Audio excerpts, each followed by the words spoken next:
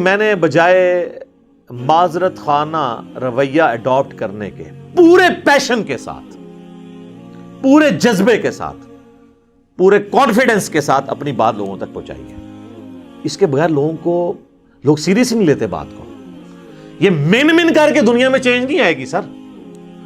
Change آئے گی نہ، بالکل یہ کہیں نہیں لکھا ہوا، لا ریفرنس پیش کر. یہ نہ سے چینج آتی ہے.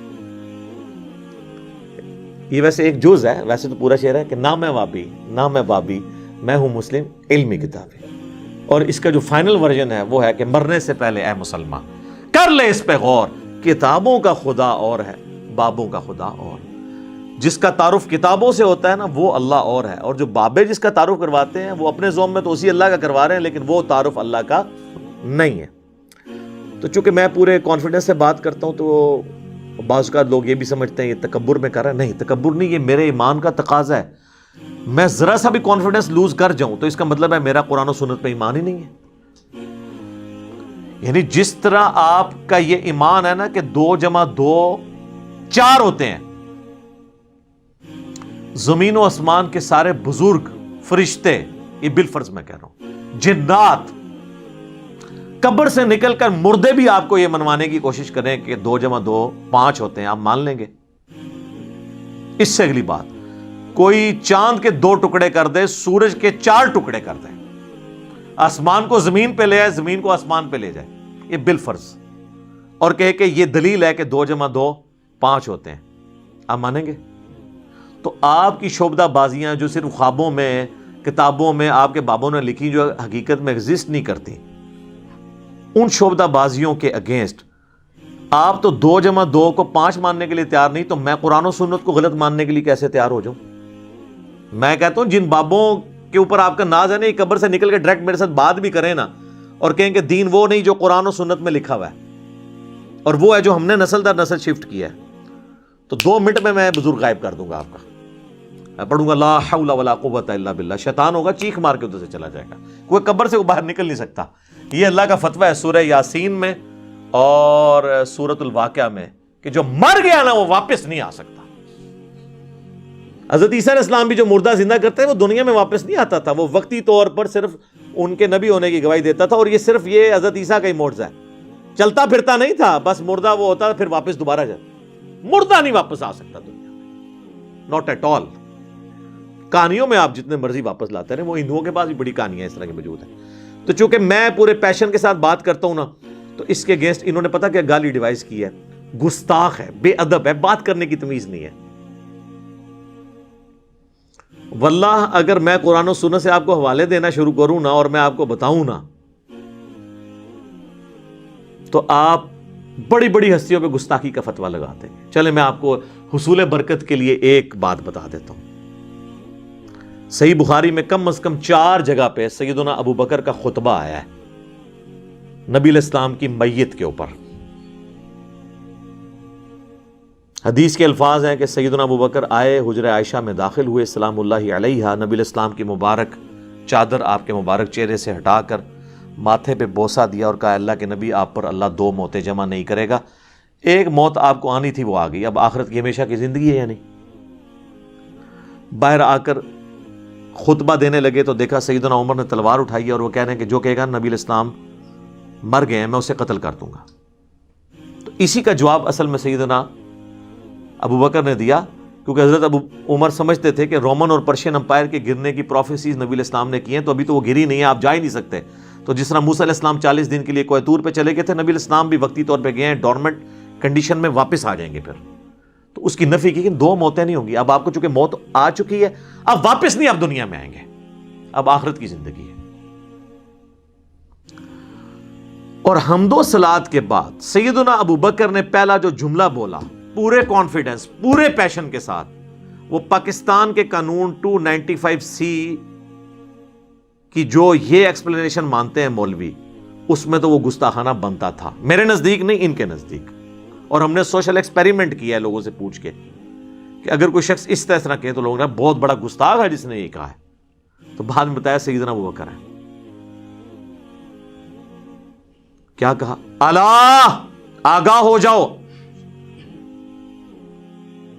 من کان یعبد محمدا فإن محمدا قد مات، جو کوئی بھی تم میں سے محمد کی عبادت کرتا ہے یا کرے گا، وہ جان لے کہ محمد مر چکے ہیں، وصال نہیں فرما چکے، مر چکے، مات۔ اور پھر آپ رضی اللہ تعالیٰ عنہ نے ساتھ ہی فرمایا وَمَنْ كَانَ يَعْبُدُ اللَّهَ فَإِنَّ اللَّهَ حَيٌّ لَا يَمُوتُ، اور جو کوئی اللہ کی عبادت کرتا ہے اور کرے گا، وہ جان لے کہ اللہ کو کبھی موت نہیں آئے گی، وہ ہمیشہ زندہ رہے گا۔ اب میرا سوال ہے کہ صحابہ میں کون نبی علیہ السلام کی عبادت کرتا تھا؟ تو یہ فرضی جملہ کیوں بولا؟ یہ ہوتے تو یہ کہتے ہو لے ممبر تو تھلے فرضی جملے بولنا ہے، شرک ختم ہو چکے اور تو سانو فرضی گلاں کرنا ہے، سانو نہیں پتا کہ عبادت کرنی ہے، فرضی جملہ ہے نا۔ ہاں قرآن کی آیت پیش کرنے کا تو رائٹ تھا، وہ آیت بھی پڑھی انہوں نے، انک میت و انہم میتون، سورہ الزمر آیت نمبر 30، اے نبی تمہیں بھی مرنا ہے، تمہارے مخالفین کو بھی مرنا ہے۔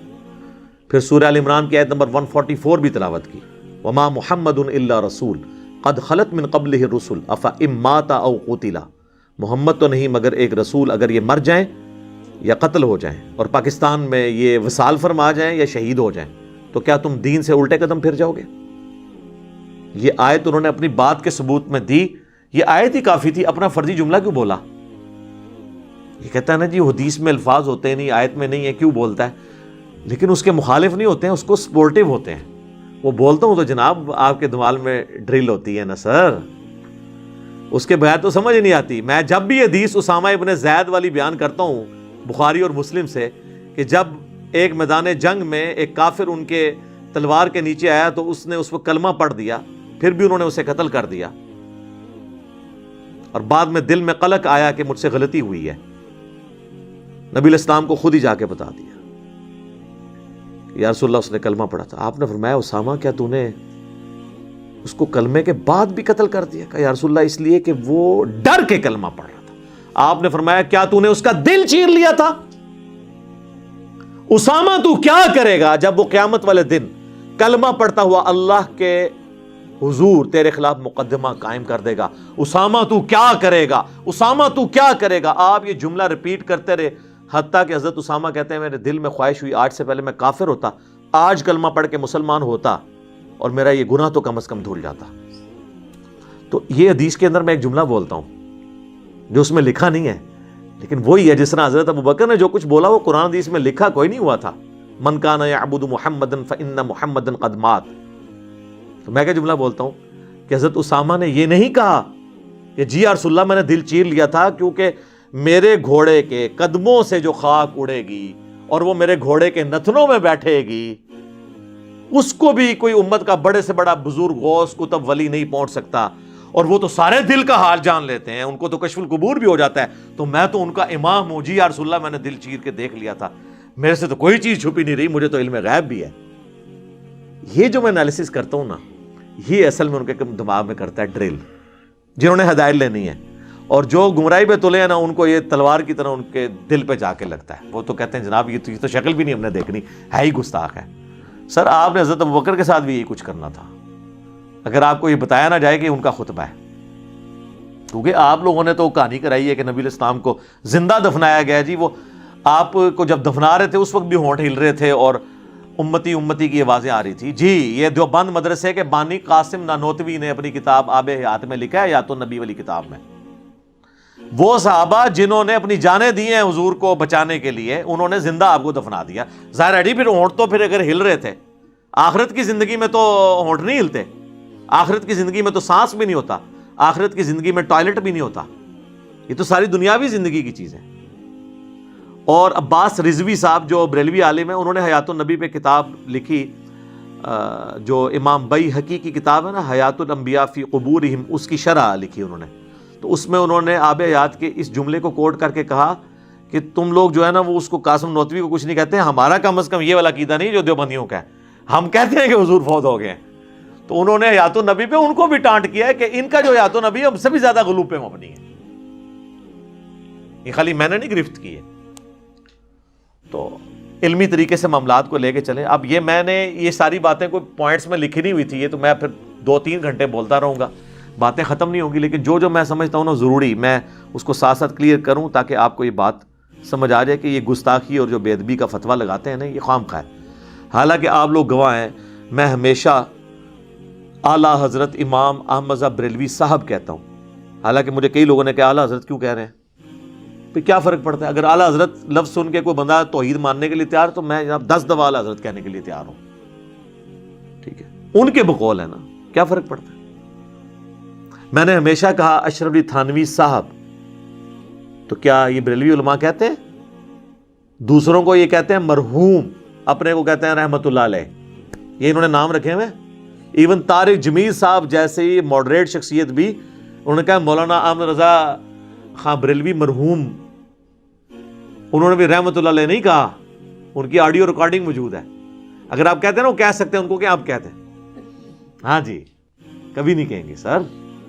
کیسے کہیں؟ وہ میں آپ کو اینڈ پہ بتاؤں گا کیوں نہیں کہہ سکتے, وہ میں نے آخر میں رکھا ہوا ہے. 5واں مقدس جو جرم ہے وہ میں اینڈ پہ آپ کو بتاؤں گا. تو ہم لوگ تو اللہ کا شکر ہے احترام سے نام لیتے ہیں, ورنہ یقین کریں جن لوگوں نے چشتی رسول اللہ یا اشرف علی تھانوی رسول اللہ کلمے پڑھائے یا انڈورس کیے, یہ کتابوں میں چھاپے, یہ سیدنا عمر کے زمانے میں ہوتے, تو آپ کیا سمجھتے ہیں حضرت عمر نے ان کو زبان سے سمجھانا تھا؟ تو میں حضرت عمر سے 1 کروڑ گنا کم اپنے مزاج میں سخت ہوں. حالانکہ ان کو نبی علیہ السلام کی صحبت بھی ملی تھی, اس کے باوجود ان کی طبیعت کی سختی نہیں گئی. تو میں نے تو آج تک تلوار نہیں سونتی, تو میری نرمی بہت زیادہ ہے ان سے. یہ میں آپ کو ایک علمی بات کر رہا ہوں, آپ یہ نہ کہ کل کو کوئی کہہ دے کہ میں نے اپنا مرتبہ ان سے بڑھا دیا ہے. میں آپ کو فرق بتا رہا ہوں کہ ان کی سختی ایکسیپٹ کی ہوئی ہے نا آپ نے, تو میری تو سختی ہے بھی نہیں ہے. آپ ذرا میری طرح کام تو کر کے دیکھیں, پھر آپ کو پتہ چلے گا میں تو سب سے نرم بندہ ہوں. اور گستاخانہ عبارتوں میں جتنے لوگ بول رہے ہیں نا, سب سے نرم میں ہوں. میرے زیادہ نرم بندہ آپ کو ملے گا نہیں کوئی. اور ٹی وی پہ آ کے لوگ بڑے بڑے نرم انداز میں بات کرتے ہیں, آپ الگ سے ان کی ذرا ویڈیوز دیکھ لیں, وہ لیک ہوتی ہیں تو پھر آپ کو پتہ چل جاتا ہے کہ کس قسم کی ویڈیوز ان کی لیک ہوتی ہیں. یہ پچھلے دنوں ہمارے ایک بابا جی کی ویڈیو نہیں تھی لیک ہوئی, بادشاہی مسجد جو دیوبندیوں کے پاس ہے, چونکہ بریلوی دیوبندی اور اہل حدیث دونوں کو وہابی کہتے ہیں. تو اذان مغرب شروع ہوئی مزار اقبال پہ, یہ 9 نومبر 2020 کی بات ہے, ویڈیو ریکارڈ موجود ہے. تو انہوں نے کہا جی اٹھو جی, چلو جی, انہاں دی کیڑی جان ہے, اے دے سوراں دے سور نے.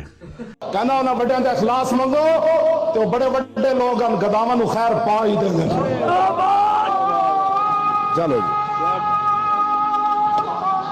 چلیے, او بھابیاں دی اذان اے تے کڑا دے اے تے سور دے سور چل چلیے.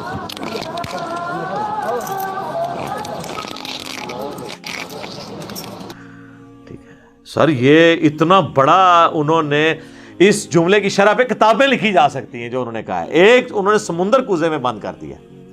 یہ بے شک کہتے رہے ایک تسبیح میں پروئے ہوئے ہم. ہمارے مطالبات آپ کے سامنے ہیں. ہم آپ کو بارہا یہ کہہ چکے ہیں کہ اہل حدیث دیوبندی اور بریلوی اتحاد ایک تسبیح کی طرح ہو چکا ہے, ایک قوت اور طاقت بن چکا ہے. تو آڈی تسبیح ورڈ کیوں نہ پرے سٹی ہے؟ ٹھیک ہے, تو انہوں پھر بھی توفیق نہیں ہو رہی.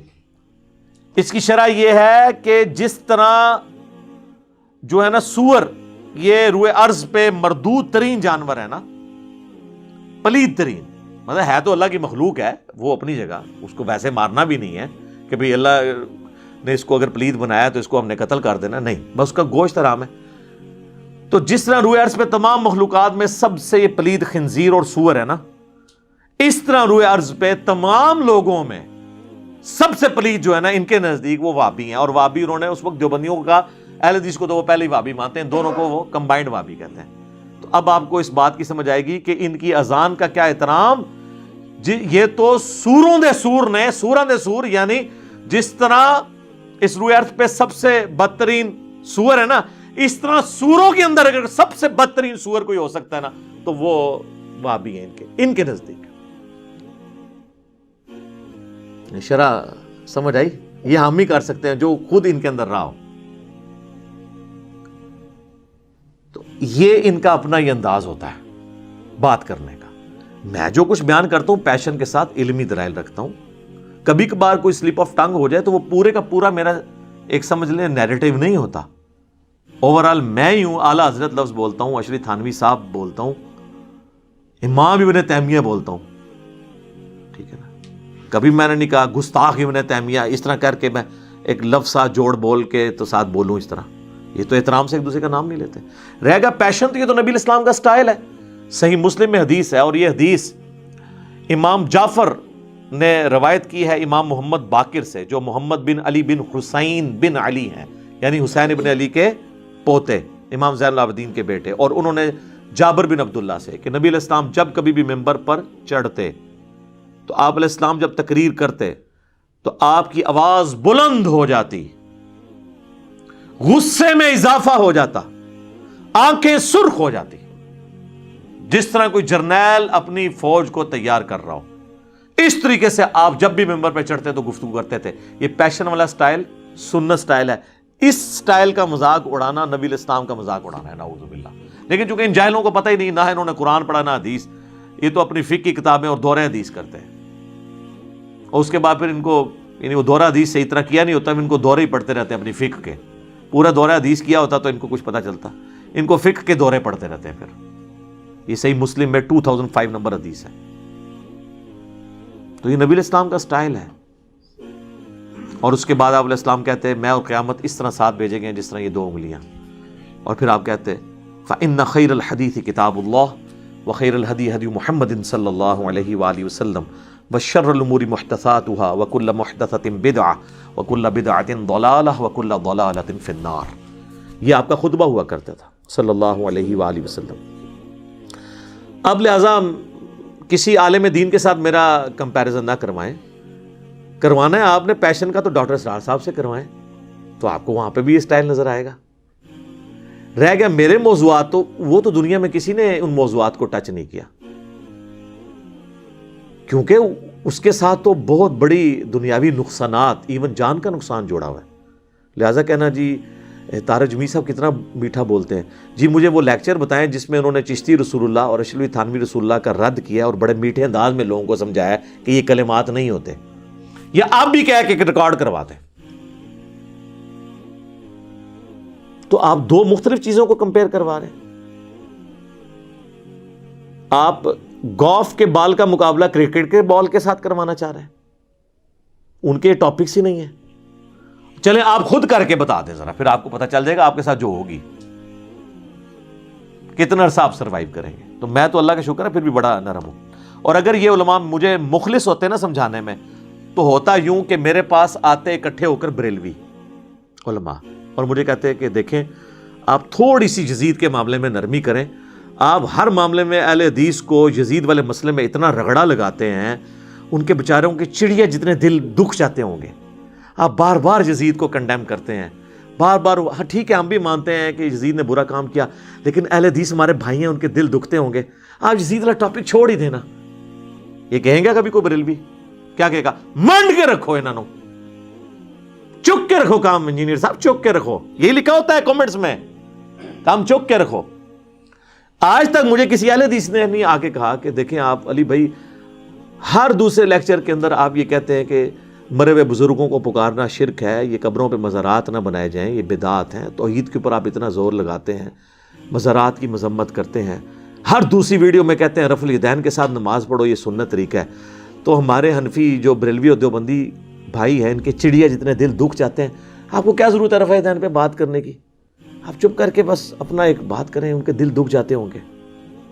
کبھی نہیں کوئی, اللہ کے فضل سے اس کے بعد بھی کوئی نہیں آ کے سمجھائے گا. میں تھوڑی بوتھیے تو اندازہ لا لیں گے, تسی ایکٹنگ پہ کر دے ہو یا تسی اندروں پہ بول دے ہو, پتہ لگ جاتا ہے. منو زیادہ کون تمہیں پہچان سکتا ہے, بلکہ سونگ کے بھی دس دیں گا. آپ نہیں مطلب سونگ کے بتا نہیں دیتے. آپ مجھے بتائیں ایک بندہ آپ کے سامنے آئے جس کے بال بکھرے ہوں, اتنی لمبی داڑھی ہو اور آدھی پنڈلی تک اس نے شلوار اٹھائی ہو, تو آپ کو وہم بھی آئے گا کہ یہ بریلوی ہے؟ ہاں.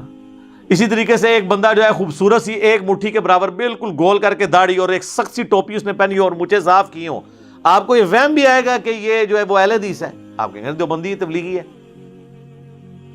ٹھیک ہے, تو وہ سب کو پتہ چل جاتا ہے شکل و صورت سے، لہٰذا وہ آپ کی بھی سونگنے کی حصہ اللہ کے فضل سے بہت زیادہ ہے، عام لوگوں کو بھی پتہ ہے۔ تو یہ آج تک کسی نے آ کے مجھے نہیں کہا، تو میں تو اللہ کا شکر ہے کہ میں علماء کے اصول اور مبادی کے اوپر ہی ان کو سمجھاتا ہوں، اس سے بہتر دنیا میں کوئی طریقہ نہیں ہو سکتا، اور یہ قرآن نے ہمیں سکھایا، تعالوا الی کلمۃ سواء بیننا و بینکم، یہود و نصارہ کے ساتھ بھی آپ کامن ٹرم کے اوپر اکٹھے ہو سکتے ہیں۔ سورہ آل عمران کی آیت نمبر 64 ہے۔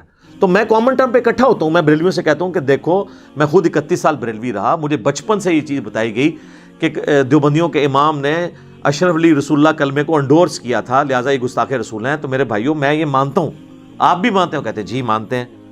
تو اب تو یار وہ چشتی رسول اللہ نکلا ہے حشر بہشت میں، تو ہونا تو چاہیے کہ جناب چاہے اشرف علی تھانوی رسول اللہ یا چشتی رسول اللہ ہے، دویاں دی ایسی تھی تیسی۔